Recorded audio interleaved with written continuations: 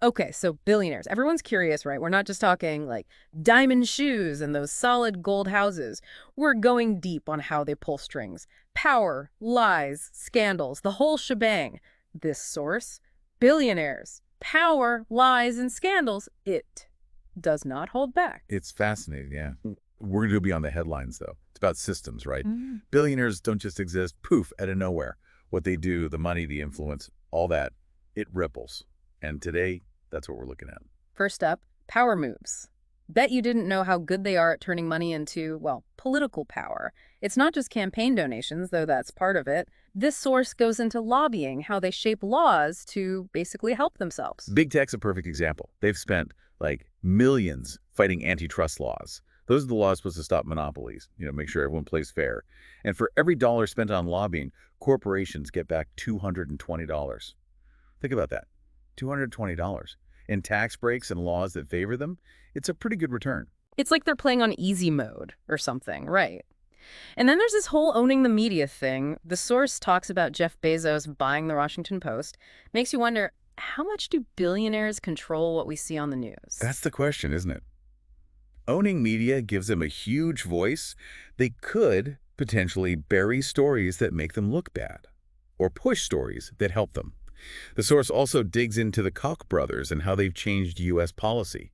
They use their fortune to fund think tanks, political groups, basically pushing their own agenda. It's mind-blowing how much reach they have. But is any of this, like, illegal? It feels shady, but not exactly criminal. See, that's where it gets tricky. A lot of what the source describes is totally legal.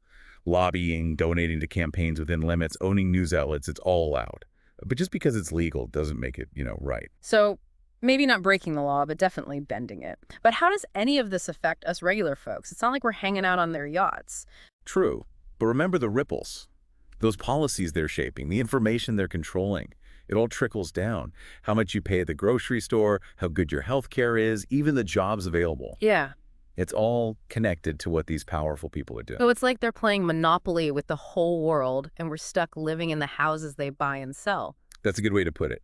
And sometimes those houses are things like good schools, healthcare, a fair shot at making a living. It's bigger than just property. All right, let's get into the lies. You always hear about this self-made billionaire story, and the source really picks that apart. It's a good story, though, right? Like anyone can make it big if they just work hard enough. The source uses Elon Musk as an example. Now, you might not know this, but it challenges that self-made thing. Musk came from a wealthy family, had lots of advantages.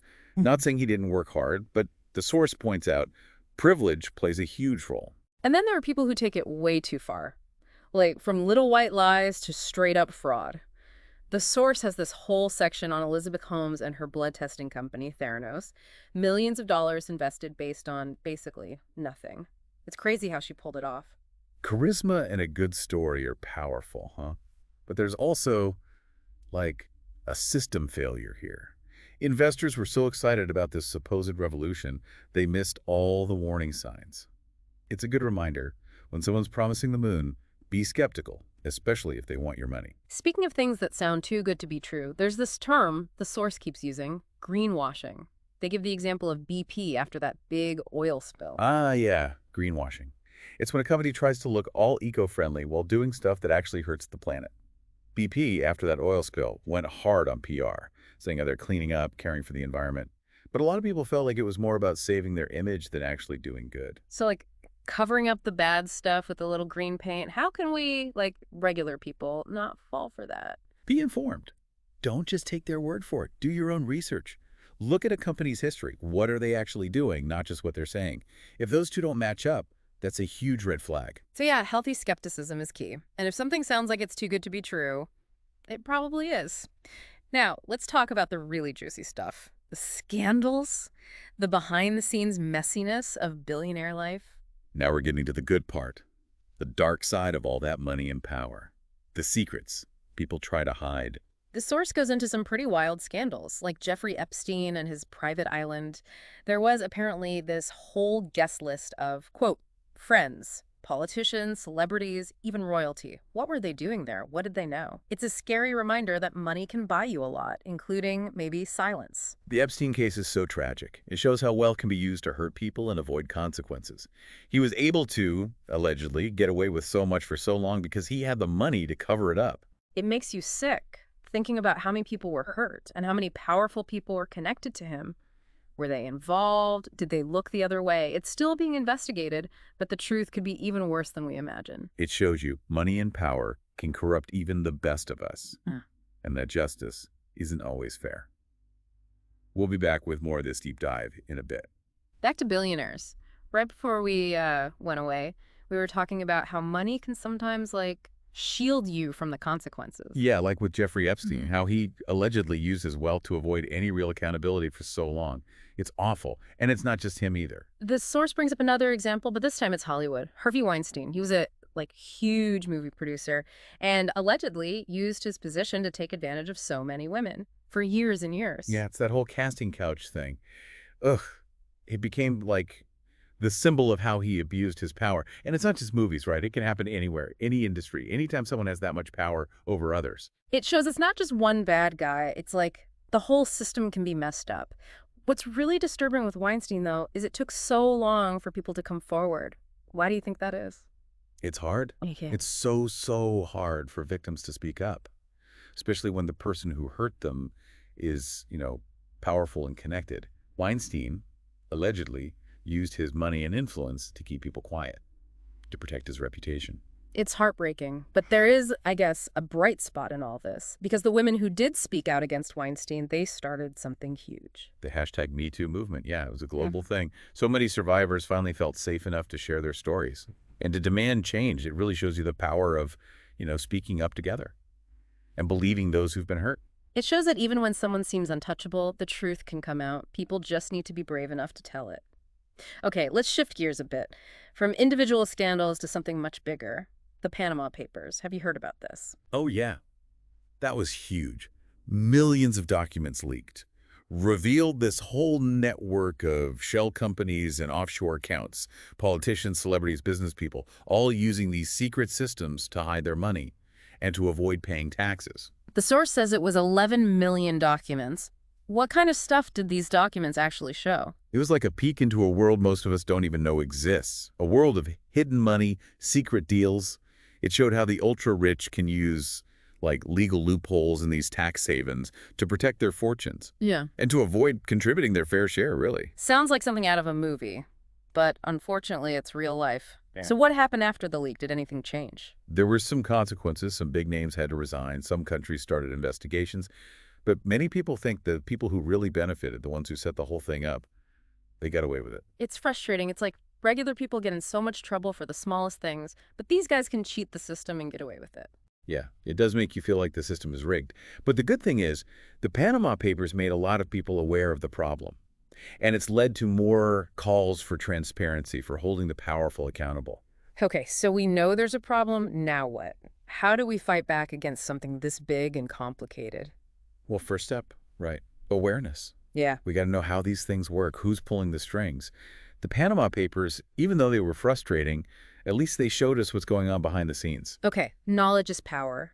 But what do we do with that knowledge? How do we turn it into action? We got to support the people fighting the good fight. Investigative journalists, those groups that keep an eye on the powerful, the whistleblowers who risk everything to tell the truth. They're the ones who can expose what's really going on. Like the people who leaked the Panama Papers. They were definitely risking a lot to get that information out there. Exactly. And it's not just them. There are groups that do deep research, legal work, all kinds of stuff to keep things honest. They need our help. Donations, volunteering, spreading the word. It all matters. So put your money where your mouth is, basically. But sometimes it feels like we're just one small voice against a whole army of billionaires. You can feel that way, yeah, like you're going up against a giant. But think about hashtag #MeToo. That started with just a few people speaking up, and it became this massive worldwide movement. Collective action works, even when it seems impossible. So we need to find our voice and then use it loud and clear to demand a fair system for everyone. Yeah, we can't just sit back and complain. The stakes are too high. It's time to get involved and do something about it. Welcome back. Last part of our billionaire deep dive. So far, not looking so good, huh?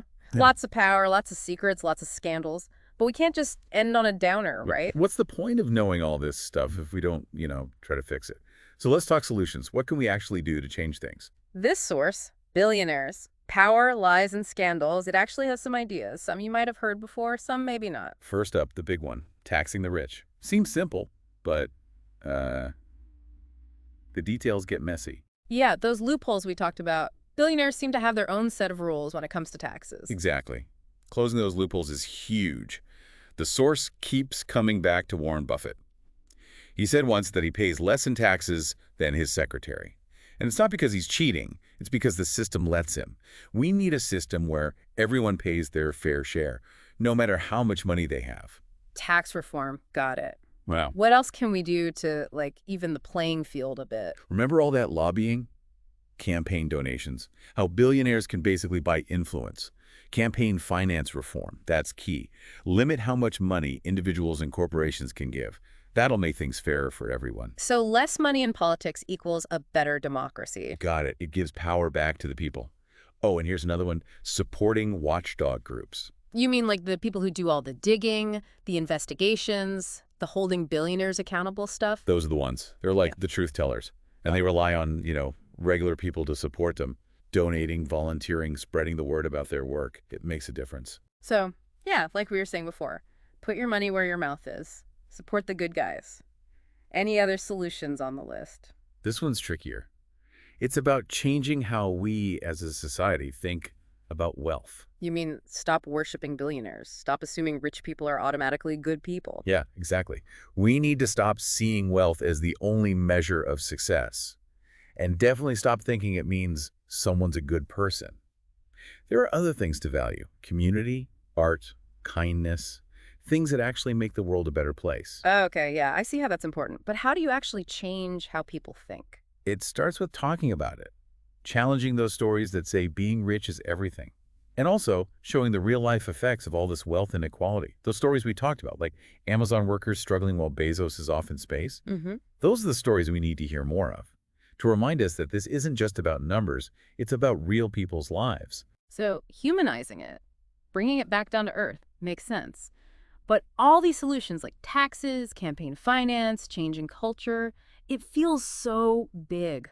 What can I, as one person, actually do today? That's the thing, right? It's easy to feel overwhelmed. But even small things can help. First off, stay informed. Don't just skim the headlines. Read stuff from good sources. Think critically. And talk about it with people. So no more sharing those crazy memes on Facebook without checking if they're even true. Exactly. Thinking for yourself is super important. And of course, vote. Support candidates who want to make things fairer, who actually care about these issues. Your vote matters. And be conscious about where you spend your money too, right? Yeah. Support businesses that are doing things right, treating their employees well, being ethical. Totally. Every time you buy something, you're kind of voting for the kind of world you want to live in. You know, we started this deep dive feeling kind of bummed about how much power these billionaires have, all the secrets, the messed up stuff they get away with. But now, I don't know, I'm feeling a little bit hopeful. Hopeful, yeah, but also realistic. This isn't something that's going to change overnight. It's going to take work from everyone. But the important thing is, we're not powerless. Billionaires might have different rules, but we can change those rules. First step, understand the game.